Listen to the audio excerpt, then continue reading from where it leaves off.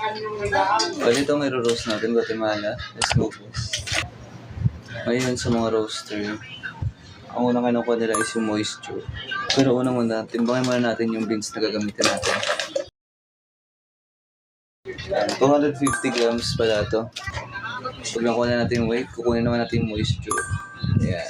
Ito yung pangkuha ng moisture, guys.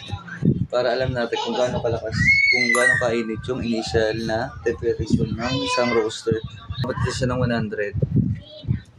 Timbangin nyo.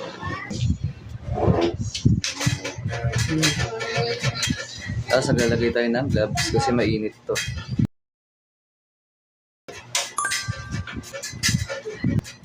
Easy.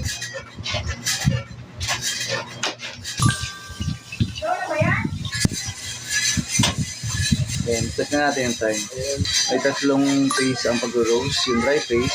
Ang unang stage ng pag-roasting is yung dry phase. Ayan, dry phase, caramelization, tsaka development time.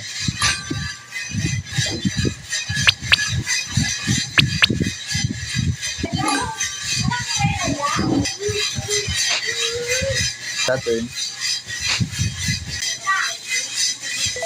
Home brewer. Uy, salamat sa pag-follow. Ang hirap mag-roast pag walang grab. More on senses talaga.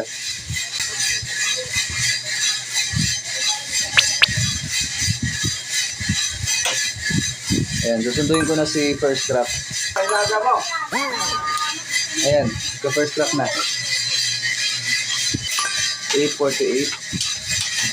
Ililista natin dito sa generator para alam natin kung anong oras natin papatayin. Development type target natin is nasa pang-espresso tayo, so 10. Sige, gawin natin pang filter.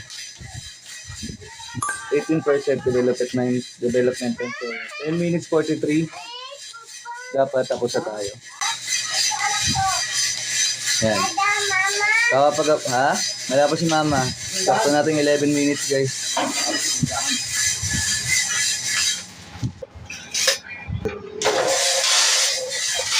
So guys, ang finished product. Ayan. Even yung color niya. Ang kulay niya is even.